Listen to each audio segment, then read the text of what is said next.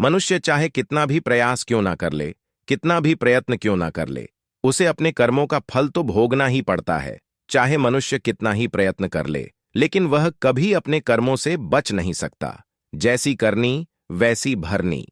यह वाक्य तो आपने सुना ही होगा। अर्थात जैसे आप कर्म करोगे वैसा ही आपको फल भी प्राप्त होगा। लेकिन मेरा एक प्रश्न है, क्या आप इस बात पर यकीन करते हैं कि जैसा आप कर्म करें वैसा ही आपको फल भी मिलेगा? अब आप में से अधिकतर लोगों के मन में यह प्रश्न जरूर उठ रहा होगा, क्योंकि इसमें पूछने वाली बात क्या है? यह तो सत्य ही है कि जैसे हम कर्म करेंगे वैसा ही हमें फल भी मिलेगा। लेकिन एक बार के लिए आंखें बंद करके अपने आप से यह प्रश्न कीजिए। देखिएगा कि आपको इस प्रश्न का उत्तर स्पष्टता से नहीं मिल पाएगा। कहीं ना कहीं आपके मन में एक संशय जरूर होगा कि क्या यह बात सच है या झूठ। दोस्तों, आज इस कहानी से हम समझेंगे कर्मों का खेल। आखिर अच्छे कर्मों का फल अच्छा और बुरे कर्मों का फल बुरा कैसे होता है। बहुत समय पहले की बात है। किसी गांव में एक बहुत ही ज्ञानी पंडित रहता था। एक दिन वह अपने बचपन के दोस्त से मिलने के लिए दूसरे गांव में जा रहा था। उसका वह दोस्त बचपन से ही गूंगा और एक पैर से अपाहिज था। उस पंडित के गांव से उसके दोस्त का घर काफी दूर था। वहां जाने के लिए बीच बीच में कई सारे छोटे छोटे गांव पड़ते थे। पंडित रास्ते में अपनी धुन में चला जा रहा था। चलते चलते उसकी मुलाकात एक व्यक्ति से होती है।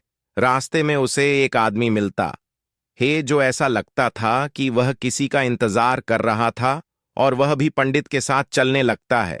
उस आदमी को देखकर पंडित बहुत खुश हो जाता है। उसने सोचा, चलो अच्छा हुआ, साथ साथ चलने से उसका सफर आसानी से कट जाएगा। बात की शुरुआत करने के लिए उस पंडित ने उस व्यक्ति से उसका नाम पूछा तो उसने अपना नाम धर्मराज बताया।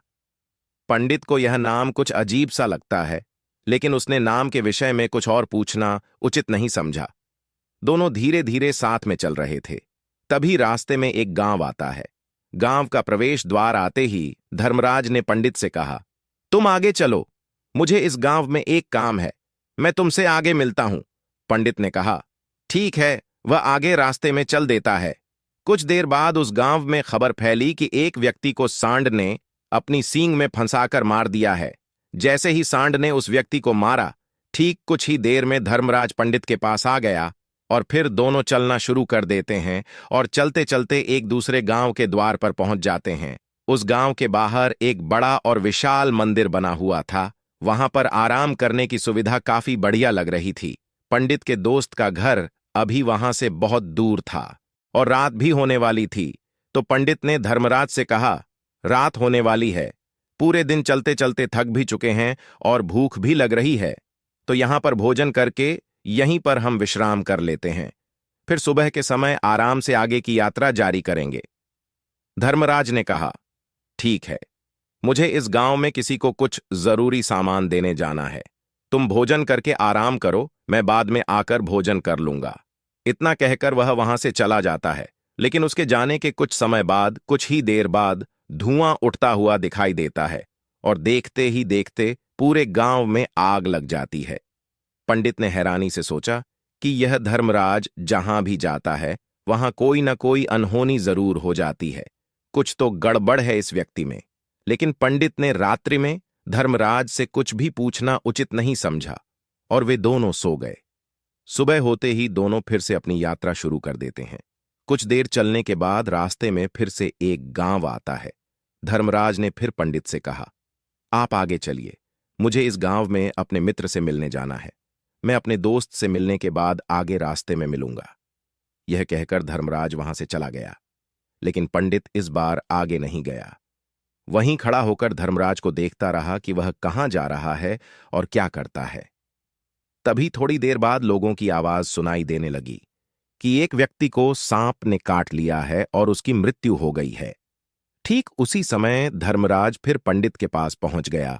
लेकिन इस बार पंडित से रहा नहीं गया और उसने धर्मराज से पूछ ही लिया कि तुम जिस भी गांव में जाते हो वहां कोई ना कोई अनहोनी जरूर हो जाती है। क्या तुम मुझे बता सकते हो यह ऐसा क्यों हो रहा है?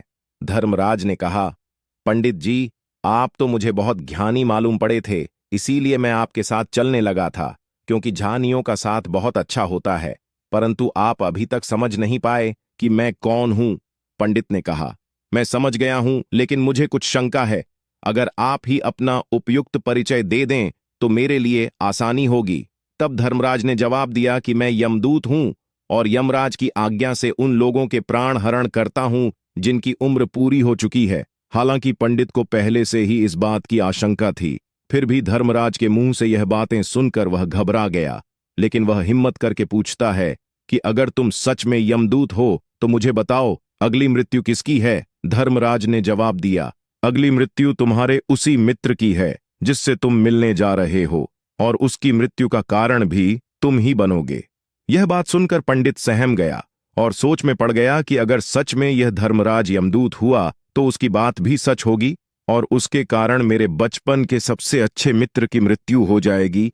तो सबसे अच्छा तो यही होगा कि मैं अपने मित्र से मिलने ही ना जाऊं। कम से कम मैं उसकी मृत्यु का कारण तो नहीं बनूंगा।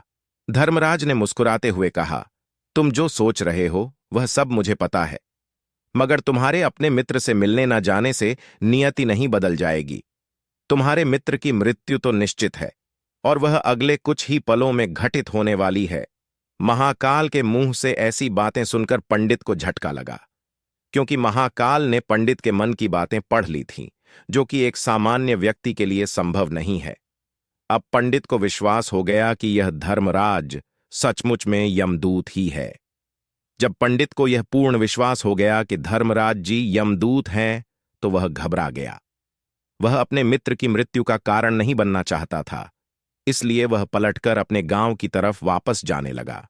लेकिन जैसे ही पंडित वापस जाने के लिए मुड़ा, उसने देखा कि उसका मित्र तेजी से उसकी तरफ चला आ रहा है, जो कि पंडित को देखकर अत्यंत प्रसन्न दिखाई पड़ रहा था। अपने मित्र के आने की गति को देखकर पंडित को ऐसा लगा कि जैसे उसका मित्र काफी देर से उसका ही पीछा कर रहा है।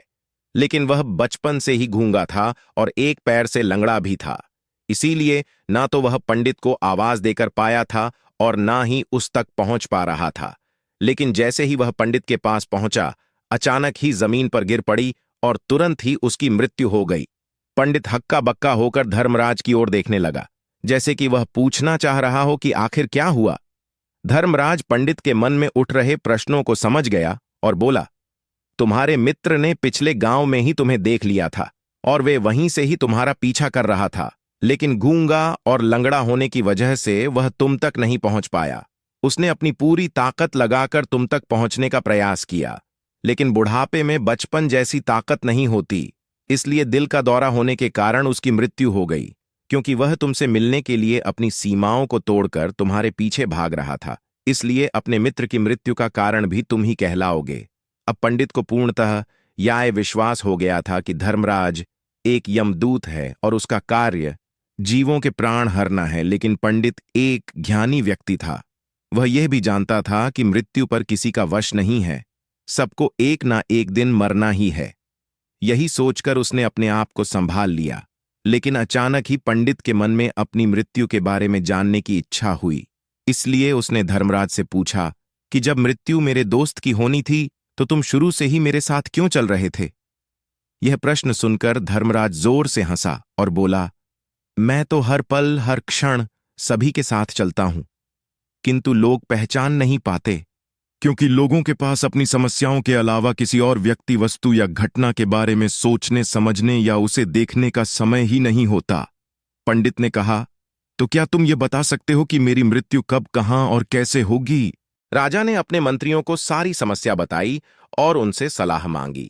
अंत में सभी ने विचार विमर्श करके कहा, अगर पंडित की बात सही है तो उसकी मृत्यु भी 6 महीने बाद ही होगी, लेकिन मृत्यु तो तब होगी जब वह किसी दूसरे राज्य में जाएगा। यदि वह किसी दूसरे राज्य में जाए ही ना तो मृत्यु ही नहीं होगी। मंत्रियों की यह सलाह राजा को भी सही लगी। इसके बाद पंडित के रहने की सारी व्यवस्था महल में ही कर दी गई और राजा के आदेश के बिना उस पंडित से किसी को भी नहीं मिलने दिया जाता था।